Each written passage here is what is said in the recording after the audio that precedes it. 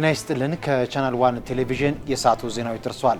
በዕለቱ ዜናችን የሀገር ውስጥ የባህር ማዶ እንዲሁም የቢዝነስ ዘገባዎች ተካተዋል። ሀያሉ ልመንህ ዜናዎቹን እመራላችኋለሁ። አብራችሁ ቆዩ። የጃፓን መንግስት በኢትዮጵያ ለግብርና ለሰብአዊ አገልግሎትና ለተለያዩ መሰረተ ልማቶች የሚውል 10.5 ሚሊዮን ዶላር ወይም 1.62 ቢሊዮን ብር ድጋፍ አደረገ። በጃፓን የኢትዮጵያ ኤምባሲ በሰጠው መግለጫ ድጋፉ በተባበሩት መንግስታት ኤጀንሲዎችና ሌሎች የዓለም አቀፍ ተቋማት አማካኝነት በኢትዮጵያ ለሚተገበሩ የልማት ፕሮጀክቶች ይውላል። ኤምባሲው ጃፓን በተለይም በፋይናንስና የቴክኒክ ድጋፎችን በማድረግ በኢትዮጵያ በሰብአዊ ድጋፍና በሰላም ግንባታ ስራዎች ስትሰራ መቆየቷን አስታውሶ በተለያዩ የልማት ስራዎች በትብብር በመስራት ከኢትዮጵያ ጋር ያላትን አጋርነት ለማጠናከር ቁርጠኛ አቋም አላት ብሏል። የተደረገው ድጋፍ በሁለት ማዕቀፎች የቀረበ ሲሆን በዋናነት የትምህርት፣ የጤና እንዲሁም የውሃና መሰል የመሰረተ ልማቶች ስራዎችን በመደገፍ ዘላቂ ልማትን ለማጠናከርና ለሰብአዊ ድጋፍ እንደሚውል ነው የተገለጸው። የጃፓን የልማት ፕሮጀክቶች በኢትዮጵያ ኢኮኖሚያዊና ማህበራዊ ችግሮችን ለመፍታት በሚከናወኑ የልማት ስራዎች የጃፓን የቴክኖሎጂ ውጤቶችን መጠቀም እንደሚያስችሉ ተጠቁሟል። በአሜሪካ የሚኖሩ ኢትዮጵያውያንና ትውልደ ኢትዮጵያውያን በቱሪዝምና ሆስፒታሊቲ ዘርፍ እንዲሰማሩ ከኢትዮ አሜሪካ የንግድ ምክር ቤት አባላት ብዙ ይጠበቃል ሲሉ የቱሪዝም ሚኒስቴር ሰላማዊት ካሳ አሳሰቡ። ሚኒስትር ሰላማዊት ካሳ በዋሽንግተን ዲሲና ከተለያዩ የአሜሪካ ግዛቶች የተውጣጡ የኢትዮ አሜሪካ ንግድ ምክር ቤት አባላት ጋር ተወያይተዋል። ለዝርዝሩ አማሮ ገብሩ። የቱሪዝም ሚኒስቴር ሚኒስትር ሰላማዊት ካሳ በዚህ ወቅት እንደገለጹት አሁን ያለው የኢትዮጵያ ገጽታ ለተለያዩ ኢንቨስትመንት ዘርፎች ምቹና ሳቢ ነው።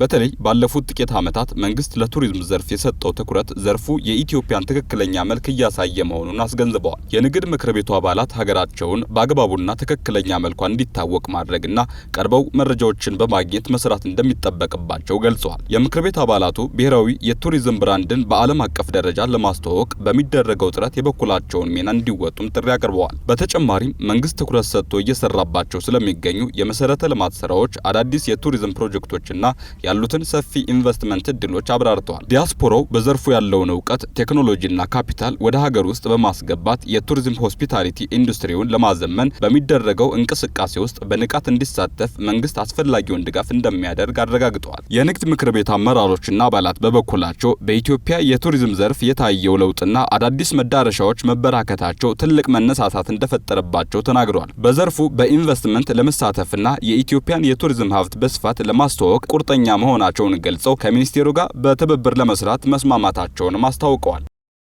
በኢትዮጵያ በየዓመቱ ከ6000 በላይ የሚሆኑ ህጻናት በካንሰር በሽታ የሚጠቁ ቢሆንም ሕክምና ለማግኘት የሚመጡት ከ2000 የማይበልጡ ብቻ ናቸው ተባለ። ለዝርዝሩ አማሮ ገብሩ። የኢትዮጵያ የህፃናት የደምና ካንሰር ህክምና ማህበር በይፋ ስራ መጀመሩ በተገለጸበት መድረክ እንደተሰማው በኢትዮጵያ በካንሰር ተይዘው የሚያገግሙ ህፃናት ቁጥር ከ30 በመቶ በታች ነው። ለዚህም በዋናነት አብዛኞቹ ህፃናት ወደ ህክምና ማዕከላት የሚመጡት በሽታው በሶስተኛና አራተኛ ደረጃ ላይ ሲደርስ መሆኑ በምክንያትነት ተቀምጧል። ጉዳዩ አስቸኳይና የተቀናጀ ሙያዊ ምላሽ የሚሻ መሆኑን የገለጹት በኢትዮጵያ የህፃናት ሄማቶሎጂና ኦንኮሎጂ ማህበር ፕሬዝዳንት ዶክተር አቤል ኃይሉ ከተለያዩ የዓለም ክፍሎች የተውጣጡ ከ10 በላይ ዓለም አቀፍ ከፍተኛ ባለሙያዎችና ተመራማሪ የዘርፉ ባለሙያዎች የተሰባሰቡበትን ማህበር ማቋቋም አስፈላጊ ሆኗል ብለዋል። ማህበሩም በቀጣይ ከጤና ሚኒስቴር ጋር በመቀናጀት ለፖሊሲ ግብዓት የሚሆኑ ጥናቶችን ለማቅረብና የማህበረሰቡን ግንዛቤ በማሳደግ ታካሚዎች በጊዜ ወደ ህክምና እንዲመጡ ማድረግ ዋነኛ ገቡ ስለመሆኑም ተናግረዋል። የውጭ ጉዳይ ሚኒስትር ዴኤታ አምባሳደር ሀድራ አበራ ከእስራኤል የውጭ ጉዳይ ሚኒስትር ጌዲዮን ሰዓር ጋር በኢትዮጵያና በእስራኤል መካከል ያለውን የቆየ የሁለትዮሽ ግንኙነት ማጠናከር በሚቻልባቸው ሁኔታዎች ላይ ውይይት ማድረጋቸው ተገለጸ። በኢየሩሳሌም በሚካሄደው አራተኛው የኢትዮ እስራኤል የፖለቲካ ምክክር ዋዜማ ላይ የተካሄደው ይህ ስብሰባ በጋራ ጥቅምና በሁለቱ ሀገራት ቀጠናዊ እንዲሁም ለባለብዙ ወገን ጉዳዮች ላይ ያተኮረ ነው ተብሏል። በሁለቱ ሀገራት መካከል ያለውን የኢኮኖሚ ትብብር የበለጠ ማሳደግ በሚቻልባቸው መንገዶች ላይ መምከራቸውንም ከውጭ ጉዳይ ሚኒስቴር የተገኘው መረጃ ያመለክታል። በአዲስ አበባ በ8 ወንዞች ላይ 47 ኪሎ ሜትር የሚረዝም የወንዝ ዳርቻ ልማት ስራ እየተከናወነ እንደሚገኝ ከንቲባ አዳነች አቤቤ ገለጹ። ከንቲባዋ የቀበናና የግንፍሌ ወንዞችን የስራ ሂደት በገመገሙበት ወቅት እንደተናገሩት በመዲናዋ ወንዞች የብክለት ችግር የሚፈጠርባቸው፣ የተለያዩ ወንጀለኞች የሚደበቁበት፣ የበሽታ መንስኤዎች በመሆን ብዙ ተጽዕኖዎችና ችግሮች ሲያደርሱ መቆየታቸውን አስታውሰዋል። በአዲስ አበባ ብቻ 76 ወንዞች እንዳሉ የጠቆሙት ከንቲባዋ ወንዞቹ ከየመጸዳጃ ቤቱ ፍሳሽ የሚገባባቸው ሆነው መገኘታቸውን ገልጸዋል። በ2012 ዓ.ም የወንዞች ዳርቻ ልማት መጀመሩን ያስታወሱት ከንቲባ አዳነች ባለፈው ዓመት በአዲስ መልክ ስራ መጀመሩን ተከትሎ በሀገር ውስጥ እውቀትና አቅም በ8 ወንዞች ላይ የ47 ኪሎ ሜትር የወንዝ ዳርቻ ልማት ስራ እየተከናወነ እንደሚገኝ አብራርተዋል። ትልቁን ድርሻ የሚይዘውም ከእንጦጦ እስከ ፒኮክ ያለው መሆኑንና የውስጥ ለውስጥ መንገዶችና መሰረተ ልማቶችን ሳይጨምር 21 ኪሎ ሜትር እንደሚረዘም ተመላክቷል። በዚህ የወንዝ ዳርቻ ውስጥ 7 ፓርኮች የሚገኙ ሲሆን ንግድን ጨምሮ ሌሎች አገልግሎቶችን እንዲሰጡ ታስበው ተሰርተዋል። ከዛሬ ጀምሮ የመንገድ ግንባታ በሚደረግባቸው ቦታዎች ተሽከርካሪዎችን አቁሞ መሄድ የተከለከለ መሆኑን የአዲስ አበባ ፖሊስ ጠቅላይ መምሪያ አስታወቀ። የአዲስ አበባ ከተማ የኮሪደር ልማትና የመንገድ ልማት ግንባታ በሚደረግባቸው ከቅዱስ ዑራኤል በአትላስ ሆቴል ኤድና ሞል እስከ ቦሌ ብራስ ድረስ አደይ አበባ ስታዲየም አካባቢ የሚቆሙ ተሽከርካሪዎች በመንገድ ስራው ላይ አሉታዊ ተጽዕኖ እያሳደሩ መሆኑን ገልጿል። ከዛሬ ጀምሮ በተጠቀሱት አካባቢዎች ላይ የግንባታ ስራውን ከሚያከናውኑ ተሽከርካሪዎች በስተቀር ለአጭርም ሆነ ለረጅም ሰዓት ተሽከርካሪን አቁሞ መሄድ ፈጽሞ የተከለከለ መሆኑን የአዲስ አበባ ፖሊስ ጠቅላይ መምሪያ አሳስበዋል።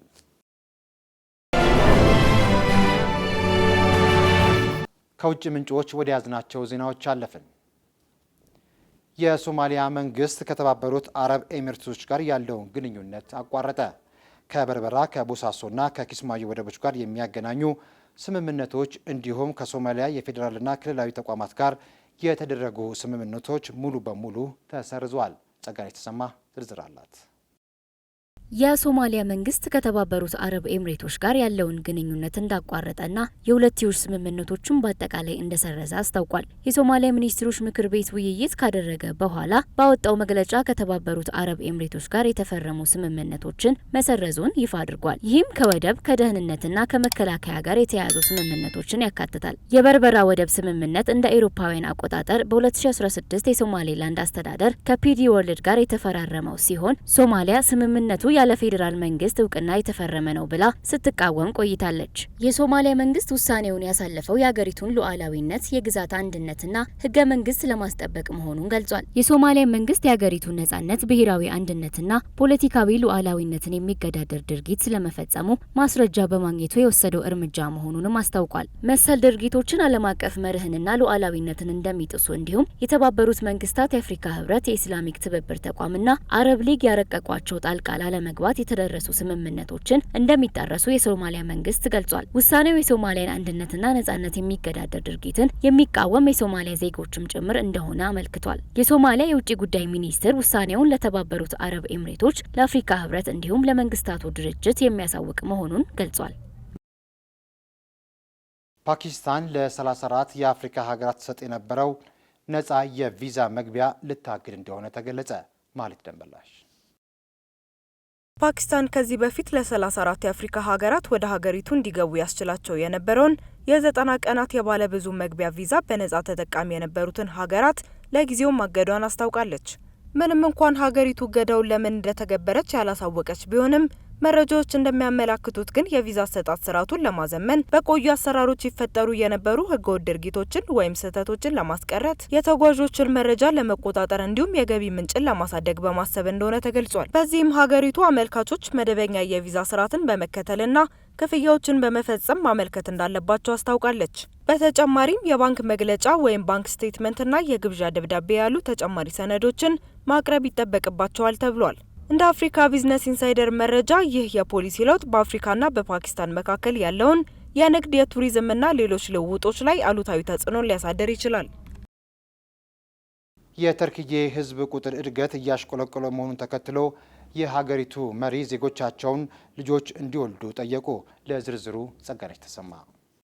የተርኪ ፕሬዝዳንት ሬሴፕ ታይብ ኤርዶሃን የሀገራቸው ዜጎች ብዙ ልጆች እንዲወልዱ ጥሪ አቅርበው በዚህ ወቅት በተርኪ የስነ ህዝብ ቀውስ እንዳይከሰት አስጠንቅቀዋል። አንድ ቤተሰብ ቢያንስ 3 ልጆች እንዲወልድ አሳስበዋል። ለእርሳቸው ቅርብ የሆኑ ሰዎች እንኳን ትልቅ ቤተሰብን መሸሽ መጀመራቸው ስጋት እንደፈጠረባቸውም ገልጸዋል። የሀገሪቱ የወሊድ መጠን ባለፉት 10 ዓመታት እንዳሽቆለቆለ መረጃዎች ያሳያሉ። ሴቶች በነፍስ ወከፍ የሚወልዱት ልጅ ቁጥር ከ2.19 እንደ አውሮፓውያን አቆጣጠር በ2024 ወደ 1.48 ዝቅ ማለቱ ተጠቁሟል። ይህ ቁጥር በ2025 የበለጠ አሽቆልቁሎ ከ1.4 በታች ሳይወርድ እንዳልቀረ ተገምቷል። በ1990ዎቹ የነበረው የህዝብ ቁጥር እድገት ቀጥሎ ቢሆን ኖሮ ዛሬ የተርኪዬ ህዝብ ብዛት 100 ሚሊዮን ይደርሳል ተብሎ ይጠበቅ ነበር። አሁን ግን ጠቅላላ ህዝብ ቁጥሯ 85.6 ሚሊዮን ህዝብ ነው። ምንም እንኳን አንጻራዊ የኢኮኖሚ መሻሻልና የወሊድ መቆጣጠሪያን በጥብቅ የሚቃወም መንግስት ቢኖርም የተርኪዬ ህዝብ ቁጥር እድገት መቀነስ ብቻ ሳይሆን አሽቆልቁሏን ነው የተባለው። የአሜሪካ ኮንግረስ በሰው ሰራሽ አስተውሎትና በቴክኖሎጂ ኩባንያዎች ላይ ጥብቅ የቁጥጥር አዋጅ አቀረበ። የአሜሪካ ኮንግረስ በሰው ሰራሽ አስተውሎት ኤአይ ደህንነትና በግል መረጃ ጥበቃ ዙሪያ ግዙፍ የቴክኖሎጂ ኩባንያዎችን የሚገዛ የህግ ረቂቅ ይፋ አደረገ። ይህ አዲስ የቁጥጥር አዋጅ በዋናነት የሰው ሰራሽ አስተውሎት ቴክኖሎጂዎች በሰው ልጆች ደህንነት ላይ ሊያመጡ የሚያስችሉትን ስጋት ለመቀነስና ኩባንያዎች የተጠቃሚዎችን የግል መረጃ ለንግድ ዓላማ የሚያውሉበትን መንገድ ለመገደብ ያለመ ነው። ለጉንፋን ያለ ሐኪም ትዕዛዝ መድኃኒቶችን መውሰድ ለከፋ አደጋ እንደሚያጋልጥ አስበው ያውቃሉ? በቀላሉ የሚያድኑ ህመሞች ባጋጠመን ጊዜ መጀመሪያ የምናደርገው ከዚህ ቀደም ያሻሉንን መድኃኒቶች በድጋሚ ገዝቶ መውሰድ ሊሆን ይችላል። ይህ ደግሞ ተገቢ እንዳልሆነ የጤና ባለሙያዎች አስጠንቅቀዋል። ጸጋነሽ ተሰማ ዝርዝሩን ታቀርበዋለች። የህፃናት ህክምና ስፔሻሊስትና የህፃናት ተላላፊ በሽታዎች ህክምና ሰብ ስፔሻሊስት የሆኑት ዶክተር ትንሳኤ አለማየሁ መድኃኒት የተላመደ በሽታ አምጪ ተዋሲ ወይም ባክቴሪያ የዘመናችን አደጋ እየሆነ ነው ይላሉ። በዚህም የተነሳ በፊት በቀላል መድኃኒቶች ማከም የሚቻሉ ኢንፌክሽኖች አሁን በጣም ጠንከር ያሉ መድኃኒቶችን ካልተጠቀምን ወይም ራሳቸው የበፊቶቹን መድኃኒቶችን ረዘም ላለ ጊዜ ካልተጠቀምን አይድኑም። ጸረ ተዋሲያንን የሚቋቋሙ ባክቴሪያዎች፣ ቫይረሶች፣ ፈንገሶች እንዲሁም ጥገኛ ተዋሲያን በሽታውን ለማከም አስቸጋሪ ያደርጋሉ። ደግሞ ታካሚው ለተራዘመ ህመም የህክምና ተቋምን ለተጨማሪ ወጪና ለስራ መደራረብ ያጋልጣል። ከዚህ ሁሉ የከፋው ደግሞ ታካሚው ለረጅም ጊዜ የሆስፒታል ቆይታ ባስ ሲልም ለሞት ሊያደርስ ይችላል። የጤና ወግ የተሰኘው የህክምና ባለሙያዎች ቡድን ከዚህ ጋር ተያይዞ ባሰራጨው ጽሑፍ ላይ ጸረ ተዋሲያንን በሰዎች በእንስሳትና በእጽዋት ላይ ያለአግባብና ከልክ በላይ መጠቀም መድኃኒት የሚቋቋሙ በሽታ አምጪ ተዋሲያን እንዲፈጠሩ እንደሚያደርግ ይገልጻል። መድኃኒት የተላመደ ባክቴሪያ በኢትዮጵያ ብቻ ሳይሆን በዓለም ወደ ቁጥር 1 ገዳይነት እየሄደ መሆኑን ዶክተር ትንሳኤ ይናገራሉ። እንደ አውሮፓውያኑ በ2019 ለ1.27 ሚሊዮን የዓለም ሞት መድኃኒቱን የተላመደ ባክቴሪያ ቀጥተኛ ምክንያት እንደነበርና ለ4.95 ሚሊዮን ሞት አስተዋጽኦ ማድረጉን የጤና ወግ ጽሑፍ ያስረዳል። ዶክተር ትንሳኤ ደግሞ በአሁኑ ሰዓት በዓለም መድኃኒቱን የተላመደ ባክቴሪያ ወይም በሽታ አምጪ ተዋሲ ከ1 ሚሊዮን በላይ ሰዎችን ይገላል ሲሉ ለቢቢሲ ተናግረዋል። ለጉንፋን የጸረ ተዋሲያን የሚወስዱ ሰዎች መኖራቸውን የሚናገሩት ዶክተሩ ኢንፌክሽኑ አንቲባዮቲክ አይፈልግም ይላሉ። እረፍት ማድረግ፣ ብዙ ፈሳሽ መውሰድና ትኩሳት ካለ የትኩሳት ማስታገሻ መድኃኒት መውሰድ ብቻ በቂ ነው። ማንኛውም ሰው ያለ ሐኪም ትዕዛዝ የሚወስዳቸው መድኃኒቶች በማህበረሰቡ ውስጥ በሽታውን የተላመደ ባክቴሪያ እንዲጨምር አስተዋጽኦ እንደሚያደርግ ባለሙያው አስጠንቅቀዋል። በተጨማሪም መድኃኒት የተላመደ ባክቴሪያ በተያዘን ቁጥር ከበሽታው የመዳን እድላችን እየቀነሰ ይመጣል በማለት ያለውን አደገኛነት ያስረዳሉ። ዶክተር ትንሳኤ መንግስት ይህንን መድኃኒት የተላመደ ተዋሲ መቆጣጠር ካልቻለ በ2025 ከማንኛውም ህመም በላይ ቁጥር 1 ገዳይ እንደሚሆን አውቆ ፖሊሲዎችን ማዘጋጀትና መተግበር ያስፈልጋል ብለዋል። በስኳር በሽታ ሳቢያ ራሱን ስቶ ኮማ ውስጥ የገባውን ሰው ቤተሰቦቹ እንቅልፍ የወሰደው መስሏቸው ችላ ቢሉትም 10 ኪሎ የሚመዝነው ጥንቸል ግን ይህ ሰው ኮማ ውስጥ መግባቱን በመረዳቱ ለቤተሰቦቹ ምልክት በመስጠቱ ህይወቱን ሊያተርፍ ችሏል። ይህ አስገራሚ ክስተት በሰው ልጆችና በእንስሳት መካከል ያለውን ጠንካራ የስሜት መረዳት አመልካች ነው ተብሏል። ለዝርዝሩ ሊዲያ ዝናቡ። ከተለመደው የቤት እንስሳትና ሰዎች መሀል የሚፈጠሩ ታሪኮች ይልቅ አስገራሚ የተባለለት የጥንቸል ታሪክ ለምን አነጋጋሪ መሆን ቻለ? ሲሞን ስቴጋል የተሰኘው ግለሰብ የቅርብ ጓደኛው የሆነው የቤት እንስሳ ውሻ ወይም ድመት አልነበረም። ይልቁንም 10 ኪሎ ግራም የሚመዝነው ዶሪ የተሰኘው ግዙፍ ጥንቸል እንጂ። ካሮትንና ባልተለመደ ሁኔታ የኤሌክትሪክ ገመድን የሚመገበው ይህ ጥንቸል ለአሳዳጊው ህይወት አደን የሆነ ተግባርን በመፈጸም ፍቅሩን አሳይቷል። እንደ ኤሮፓውያኑ አቆጣጠር በ2004 በአንድ ምሽት ሲሞን ቴሌቪዥን እያየ ሳለ በድንገት በስኳር በሽታ ምክንያት ኮማ ውስጥ በመግባት ራሱን ይስታል። ታዲያ በዚህ ጊዜ ባለቤቱ በቀላሉ እንቅልፍ እንደወሰደው በማሰብ ችላ ትለዋለች። ነገር ግን ዶሪ ወይም ጥንቸሉ ምን እየተፈጠረ እንደሆነ በመረዳቱ የሲሞን ደረት ላይ ወጥቶ በመደብደብና ያልተረጋጋ ስሜትን በማሳየት ሰዎች እስኪረዱት ድረስ ጥረት ማድረጉን ቀጠለ። በመጨረሻም በጥንቸሉ ድርጊት ሲሞን ራሱን ስቶ ኮማ ውስጥ መሆኑን ሊረዱት በመቻላቸው የሕክምና ባለሙያዎች ተጠርተው ሕይወቱ ሊተርፍ ችሏል። ሲሞን ዶሪ ይህንን ሁኔታ ሊረዳ የቻለው በሽታ ወይም በድምጽ ነው ብሎ ያምናል። ዶሪ በዚህ ተግባሩ በመንደር ውስጥ ከፍተኛ ዝናን ሊያተርፍ ችሏል። እንዲሁም የጥንቸል የደህንነት ማህበር የክብር አባል አድርጎታል። የዶሪ ህይወት አጭር ነበር። ይሁን እንጂ በነበረባት በዚች ቆይታው በሰው ህይወት ላይ ትልቅ ተጽዕኖ ያለውን ተግባር ፈጽሞ ማለፍ ችሏል። ለሲሞን የዶሪ የኤሌክትሪክ ገመዶችን መብላትና ሌሎች ትዝታዎቹ መቼም የማይረሳቸው መሆኑን እንዲሁም ሊከፍለው የማይችለው የዶሪ ዕዳ እንዳለበት እርሱም የራሱ ህይወት መሆኑን ገልጿል። ዘገባው የዘጋርዲያን ነው። የአካል ብቃት እንቅስቃሴ ከማድረግ በፊት ሰውነትን ማፍታታትና መወጣጠር ጉዳት ይከላከል የሚለው የረጅም ጊዜ እምነት በስፖርት ሳይንስ እንደ አዲስ እየተቀረጸ ይገኛል። በመሆኑም የምንመርጠው የእንቅስቃሴ አይነት እንዲሁም የምንሰራበት መንገድ መወሰን ደህንነታችንን ለመጠበቅ ቁልፍ መሆኑ ተመላክቷል።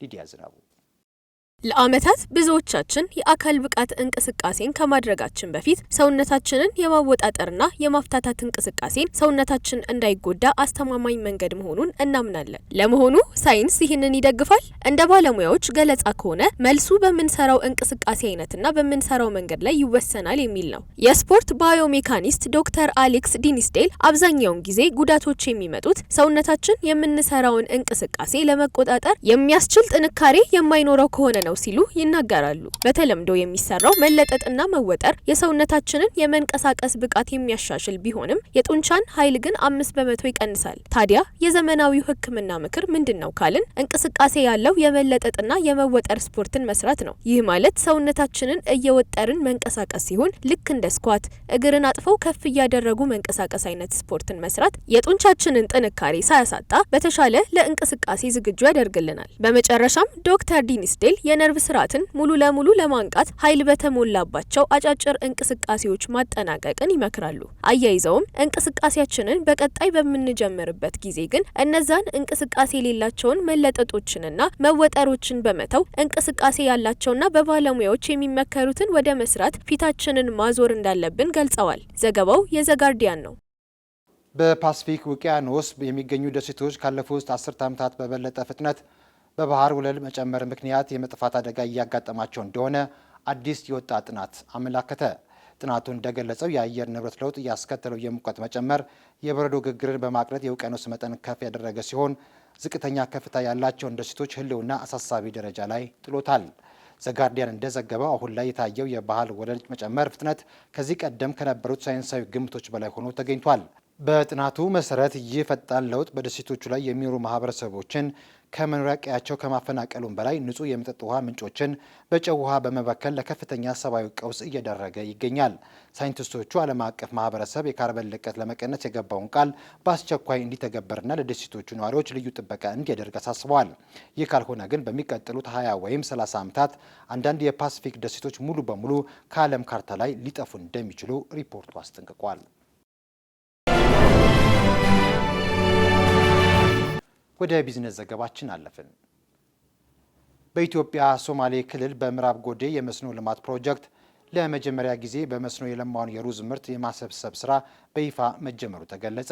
ለዚህና ሌሎች የቢዝነስ ዘገባዎች ማለት ደመላሽ።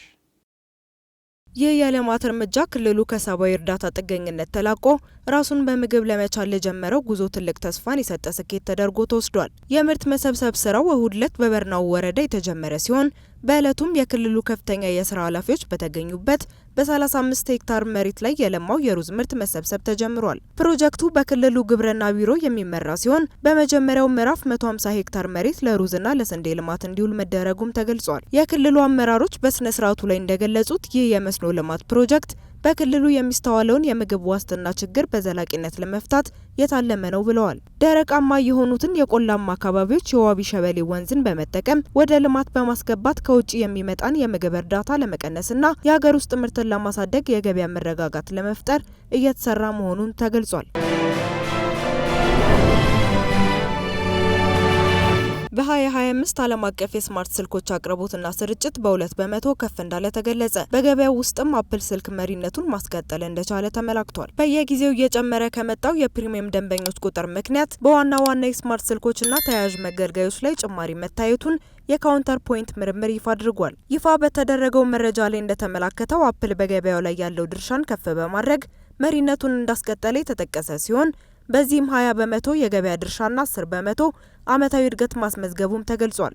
በተጨማሪም የደቡብ ኮሪያው ሳምሰንግ በ19 ከመቶ የገበያ ድርሻን በመያዝ በሁለተኛ ደረጃ ላይ የሚገኝ ሲሆን የቻይናው ዢያኦሚ ኩባንያ በ13 ከመቶ የገበያ ድርሻ በሶስተኛ ደረጃ ላይ ተቀምጧል። እንደ ሲኤንኤን መረጃ ከስማርት ስልኮች በተጨማሪ የ5G ኔትወርክን የሚተገብሩ ስልኮች ፍላጎት በማደግ ላይ ባሉ ክልሎች ውስጥ ጭማሪን አሳይቷል። ነገር ግን ተንታኞች በገበያው ላይ ያለው በቂ አቅርቦትን እንደ አብነት በመጥቀስ በ2026 የመገልገያዎቹ ዋጋ እንደሚጠበቀው የዋጋ ጭማሪን ሳይሆን በተቃራኒው ቅናሽን እንደሚያመጣ ገልጸዋል። የሚዲያና የመዝናኛ ኩባንያ የሆነው ፓራማውንት ዝርዝር የፋይናንስ መረጃዎችን አላቀረበልኝም በሚል በዋርነር ብራዘርስ ዲስከቨሪ ላይ ክስን መሰረተ። የክሱ ዋነኛ መሰረቶችም ዋርነር ብራዘርስ የኔትፍሊክስን የ82.7 ቢሊዮን ዶላር የውህደት ጥያቄ ከፓራማውንት የተሻለ ነው ብሎ የወሰነበትን የሂሳብ ትንተና ለማሳወቅ እንዲሁም ፓራማውንት ለዋርነር ብራዘርስ ያቀረበው የ108.4 ቢሊዮን ዶላር የጥሬ ገንዘብ ግዢ ጥያቄ የኔትፍሊክስን የገንዘብ መጠን በግልጽ ይበልጣል በሚል ተችቷል። በዚህም ኩባንያው ሰኞ ዕለት ባወጣው መግለጫ በዴላዌር ፍርድ ቤት ክስ መመስረቱን አመልክቷል። አክሎም ከክፍያና ለባለ አክሲዮኖች ከቀረቡ መረጃዎች ጋር የተያያዙ ማስረጃዎች ለሕዝብ ይፋ እንዲሆኑ ጠይቋል። መረጃው ያናዶሉ ነው። በሰው ሰራሽ አስተውሎት አገልግሎት ላይ ከፍተኛ ጠቀሜታ ያለው እንዲሁም የጽሁፍና ትርጉም እገዛን የሚያደርገው ጉግል አልፋቤት ወይም የፊደል ገበታ ከአፕል ኩባንያ ጋር ስምምነት ካደረገ በኋላ የገበያ ዋጋው 4 ትሪሊዮን ዶላር መድረስ መቻሉ ተገለጸ። አዲስ በተደረገው ስምምነት አፕል ተወዳዳሪ የሆነውን የሰው ሰራሽ አስተውሎት ሞዴል በማዳበር ከጉግል አልፋቤት ጋር በጋራ እንደሚሰሩ ተገልጿል። በዚህም የጉግልን የገበያ ገደብ ወደ 4 ትሪሊዮን ዶላር ከፍ ያደረገ ሲሆን የአክሲዮን ሽያጭ መጠኑም እንዲጨምር እንዳደረገው ተመላክቷል። እንደ አናዶሉ መረጃ ባለሀብቶች በዋና ዋና የቴክኖሎጂ ኩባንያዎች መካከል በተለይም የቀጣዩ ትውልድ ሰው ሰራሽ አስተውሎት ላይ የተመሰረቱ ምርቶችና አገልግሎቶችን ለመቆጣጠር የሚደረገው ፉክክር እየተባባሰ ሲሆን ይህ ፉክክር በጉግል አልፋቤት የሰው ሰራሽ አስተውሎት ችሎታዎች ላይ የበለጠ ትኩረት እንዲያደርጉ ያግዛቸዋል። ከቻናል ዋን ቴሌቪዥን የሰዓቱ ዜናዎች በዚሁ ተጠናቀዋል። ሀያሉ ልመንህ ዜናዎቹን መርጬላችኋለሁ። ከቀጣይ የቻናል ዋን ውብ ፕሮግራሞች ጋር መልካም ቆይታ ይመላችሁ።